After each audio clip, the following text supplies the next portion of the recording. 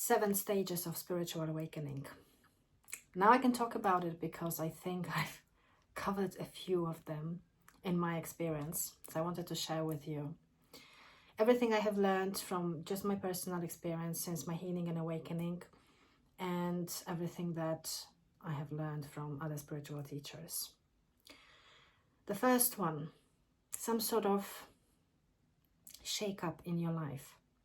An event, a situation, something that really stirred you properly to the core. Could be a divorce, could be losing a job, could be a loss, could be an illness. Something that made you feel that you either had to look for answers somewhere else, you felt so down and so at your lowest in some area or all areas of your life, that you reached the bottom, and that was the catalyst for you to actually allow yourself to look a little bit deeper. Maybe you started being interested in holistic medicine, energy healing. Maybe you looked for answers with alternative medicine because you couldn't find any solutions with your trying to heal yourself. Maybe you felt so depressed and nothing in this world, the physical world, would bring you joy, and you started going within and discovered that joy can actually be achieved by just tuning in. Maybe you started a meditation practice.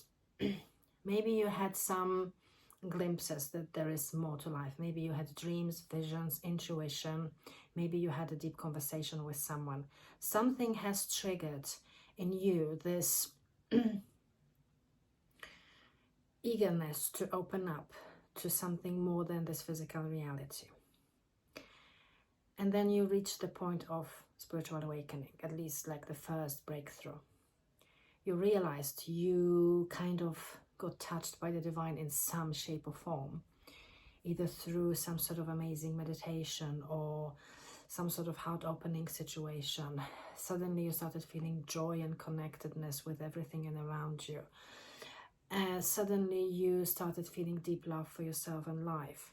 Or maybe you felt that you're part of something great. Maybe you have experienced some synchronicities that made you feel that there must be some sort of higher power orchestrating all of it. And at this point you realize that there's something more,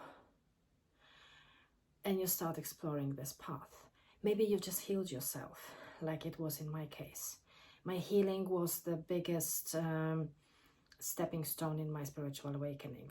When I experienced this wholeness and oneness and this spiritual connection, feeling like I was part of a greater, I just felt that there was something bigger that was calling me.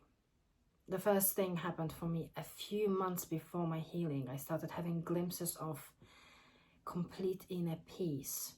Even though my health was really bad, I started getting moments of like complete peace, and this really made me think, like, what is this? It's almost like I had moments of opportunities to feel what it's like to be in a different dimension where fear and worry doesn't exist. So then you maybe have some sort of mystical experience, like it was in my case with my healing, and then you start your next phase, which is very exciting. It's all about exploring, so exploration is the next phase. You dive deep into learning about the whole new realm, new reality that you have just discovered, and you are so curious because everything seems so exciting, so magical.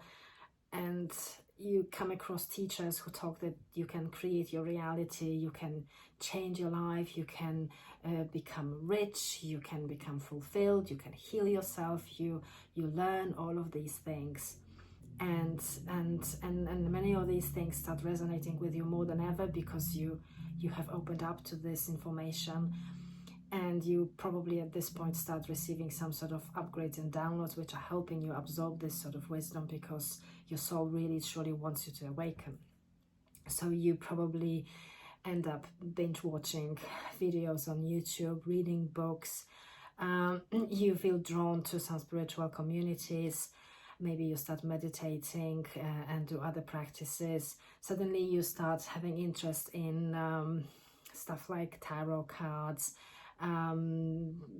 planets, just the things that you really didn't pay attention to much before, because it's all part of this new spiritual realm that you have just discovered.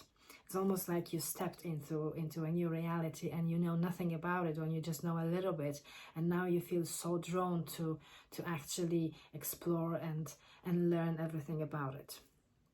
And it's almost like being, you feel so hungry, you want to learn more and more, and you want to just feel more and more confident, and this wisdom fills you with excitement and gives you hope. And lifts you up, because it's like empowers you. Okay, so I can do it. I can do so much. I'm not that limited like I used to. So it's a very exciting phase in spiritual awakening, extremely exciting.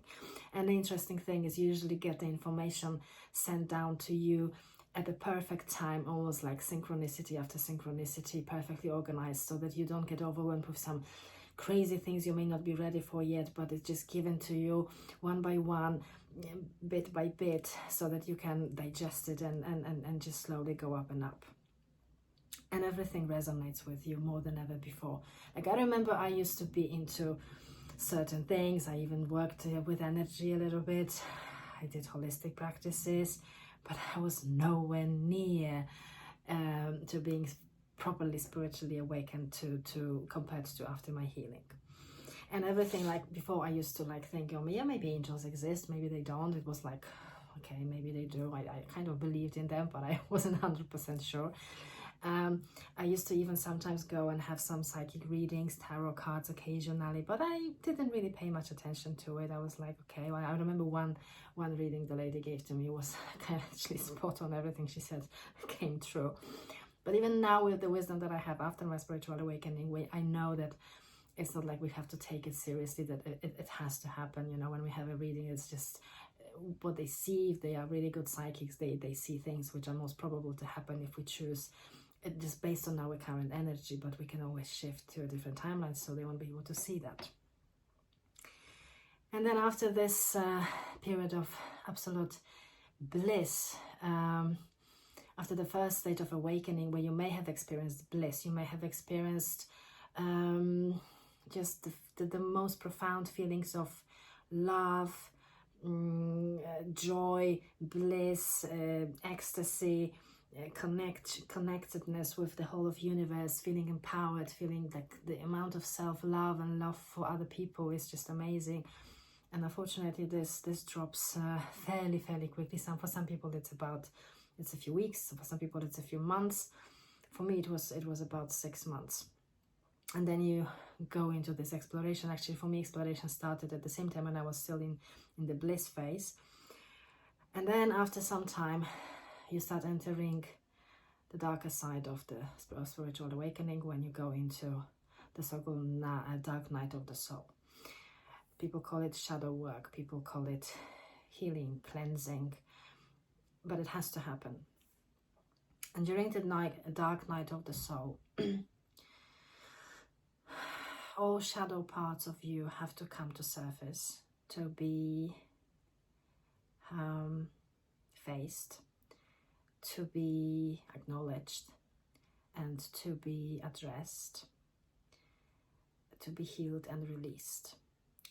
It has to happen. It's like, you know, in every religion there is this cleansing ritual before you enter the temple, or before like communion in the Catholic Church. The cleansing has to happen before we ascend higher. So the dark night of the soul may feel dreadful. It may feel like you have suddenly been abandoned by all this all those wonderful feelings that happened during the awakening. It's almost like they showed you this demo version of what's possible for you, and suddenly you just completely disconnected from all of that. Like you get periods in Dark Night of the Soul where you feel like you've been abandoned, like it was just a joke, it was just some sort of glimpse of something which is not truly possible and not real. And you get into the Dark Night of the Soul where everything that's not love has to die in you. And I mean everything. Anything that's linked to fear about anything in your life has to go.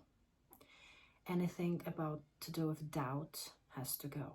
Anything to do with lack mentality, lack limitation, financial or any other sort of lack has to go. Any sort of low self-esteem, feeling bad about yourself, anything to do with guilt, shame of anything you've done in the past, all of this has to go. Any sort of victim mentality type of approach, any sort of judgment about yourself and about people around you has to go. You have to forgive yourself and everybody else. There is no room for resentment, hatred, feeling any sort of grudges, holding on to any sort of grudges. It has to go. There is no room for feeling disempowered, so any sort of insecurity and not believing in yourself, thinking you're not good enough, you're not ready for beautiful life, you're not good enough to have good life, anything like that has to go. Any sort of concepts, any sort of anger, unexpressed anger, things, you know, connections, people who no longer serve your spiritual growth will have to leave your life, or you will have to, they will either just leave your life naturally, or you will completely shift. The relationship is going to change. You will change the way you respond to them. You will understand that they are actually teaching you some sort of lesson, or they have been teaching you some sort of lesson, and you shift. But any sort of toxic relationships have to be changed, either abandoned or they have to be transmuted in some way. You can do it with love. You can actually transmute your relationships with your family, within your family, within, you know, people in your surroundings, by understanding that all of them are love. They are divine beings, but they don't know this, and they're acting from this 3D programming based on fear, based on limitation, based on defense, etc. And when you look at them through the lens of love, that they are all divine just like you, but they just don't remember about it, and that you actually are here, and with your love, with your compassion, with your higher level of understanding, you can transmute those even difficult situations, difficult connections, relationships into something beautiful, or at least neutral. When you change perception of somebody in your family or your relationships, you are able to change this connection. You are able to change the energy around this situation. So you can do it by just shifting and healing, shifting your awareness, shifting your perception, and healing yourself.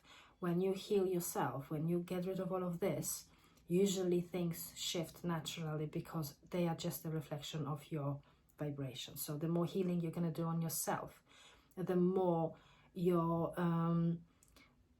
reality is going to reflect that. So very often, if something really is not meant to be there, it's going to go. Your job, your partners, family members, you may move to another place, you may quit your job, or you may be fired. All of this can happen because you are no longer matching the vibration of the life that was created based on your previous past programming, 3D programming, your previous vibration that you had before you had spiritual awakening. And now that you have awakened, the path has to be made for your awakening to progress So everything that doesn't serve you has to go, because it's almost like you have been, now you are positioned in this, on this highway to enlightenment. That's how I call it. And it's almost like that it's not, I mean, you can try to resist it if you truly want, but it can just be really more painful. The more I tried to resist anything since my awakening, the more painful it was. Surrender is the only way. So imagine you are on this highway to enlightenment, and the sooner you surrender and you let go of all of this that is blocking you, the more smooth this ride is going to be for you. If you resist, if you still hold on to fear and doubt, and you're just worried, you know, because still the old programming is playing up, you're gonna just make things so much more complicated and so much more difficult for you. So yeah, so for most people, a lot of things have to change in their lives, because most of their lives have been built upon the old structure, the limited little human mentality structure. And now you are opening to something different, and you are actually being pulled by your soul, by energies around you, I don't know, angels, beings of light. The whole of the universe is supporting you on this journey, and you almost like, you cannot resist it. I mean, if you do, like I said, you are making it more difficult, and they will actually, well, your soul, or maybe, I don't know, you yourself subconsciously will be creating situations in your life which will eventually force you to give up on the structures which are supposed to live. So the more you resist, the more difficult and the more painful the situations can get, to the point where you will have to give them up and you will have to release them from your life. Because if you don't, then you're just gonna feel completely stuck, miserable, unhappy. Dark night of the soul can happen several times. It can be like you will clear some bits, and then you will feel better for a moment. You will again have some moments of bliss, and you may have moments like, oh, maybe it's done, maybe it's over, and then you will go back into dark night of the soul. And then again, I mean, in a way it's good, because for our bodies to heal a lot of trauma, a lot of trapped emotions, it has to be done in stages, because otherwise it could be too overwhelming for our nervous system. And it's the same with the upgrades that we are receiving at the same time. So the healing of the trauma, trapped emotions, anything, you know, that you have been repressing for years, this has to be released. So if you support yourself with any sort of modalities, energy work, you know, working with coaches, doing meditations, doing any sort of somatic release, really focusing on what else needs to be cleared, even asking this question, what else what else needs releasing, what else needs to go. But you can also do it consciously.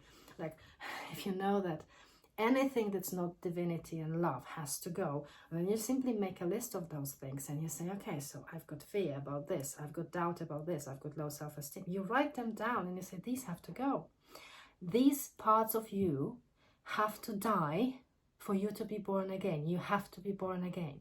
And in this way, you also heal yourself. If you're still struggling with some physical illness, or with any sort of emotional imbalances, that's how you heal. Because healing is not just about, in this case, dark night of the soul, it's not just healing in terms of removing the programs, healing the trauma, like the emotional healing, but it's also physical healing very often, because a lot of those traumas, trapped emotions, unresolved things from the past, they have a reflection in our physical body. This is why the dark night of the soul is all about physical and mental healing on a deep level. So yeah, during the dark night of the soul, your whole life may fall apart. Dr. Joe Dispenza talks about it, because obviously he's a very spiritual person. He knows what happens. It's this shift in vibration, especially when you meditate, you start awakening spiritually, you start meditating, shifting your vibration, anything. It's also like looking at it vibrationally. Anything that's holding your vibration and not allowing you to go up in vibration is going to start falling from your environment, because there is no room for low vibration once you start this ascension process. An interesting thing that happens during spiritual awakening is you may suddenly start experiencing problems with your money. And I can tell you that I was properly I had to go through this one quite painfully, yeah. Like soon after my spiritual awakening, everything changed. I no longer resonated with my old business as much as I did before. I had to change the way I work. I stopped doing sessions in person. I had to reorganize my whole practice. I didn't work for a certain amount of time at all because I needed time to just really absorb everything that happened to me. And then obviously during that time I lost some of my clients because they went somewhere else. And then when I came back, I wasn't convinced that I want to do this exactly the way I did. So I had to reinvent my ways of work. I spent a lot of time arguing with myself what I'm supposed to do, because on one hand I wasn't doing a 9-to-5 job where, like most people when they wake up spiritually, they quit a 9-to-5 job because it's like, when you wake up, you no longer want to be anybody's slave. You feel so empowered and so unlimited that working 9-to-5 seems to be like the worst option for you. So I wasn't there. I was already working for myself. I had my own holistic business. I felt that I was like doing, the best I could, as that why should my spiritual awakening affect that? But it did. It really did. I had to shift the way I worked. I had to rediscover, reorganize everything. And yeah, this was a big transformation for me in terms of my career. And it also affected me financially because I didn't know what to do. I felt confused. I had to work on a lot of my limiting beliefs about money. I had to let go of control about money big time, and almost like this part of me that always believed that money has to be, money you can only get money when you work hard, had to die. And I was fighting it for a long time. I really struggled with this one. Like, my healing happened so quickly and I was like, yeah, so it's easy to heal, but come on, it's bloody difficult to just receive money like out of nowhere.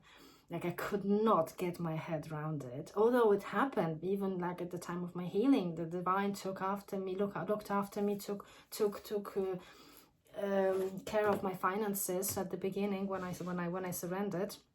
But then this program was so powerful. I couldn't just like really let go of control that money can just come to me. It was like whenever I tried, I would try for 2 or 3 days. I would feel like, yeah, money comes to me, all is good, and then I would go back to spiral and like, where is it? Where is the money? It's not there. And only after several really painful experiences of like, if I carry on like this, if I carry on thinking that money is just me organizing it through hard work, then I'm gonna really struggle for the rest of my life. And I had to really bury this part of me properly. Like, I had to bury her completely. So this was dying of my old self. I said to myself, listen, if you still want to believe that you have to control, if you don't let go of control, you're gonna be living in poverty for the rest of your life, or really struggling. So that was and the minute I did, everything changed. And yes, my ego mind would often come and say, but what about this and what about that? Is this good? How are you going to get the money for this and that? But no, it's just like, you die one time after the other, and you just have to say, I even say to myself, when I get those thoughts of when is the money going to come from, and like, should I organize this or that, I'm like, I said to myself, but you died, shut up. Okay, good. So that's how I do it now. And I'm not a millionaire yet, but I know that good things are ahead of me. And I know that this approach, the letting go, the surrender, and just knowing that I am abundance, that's what I am. And that life is going to organize everything for me. I mean, I'm going to organize. The divine part of me is going to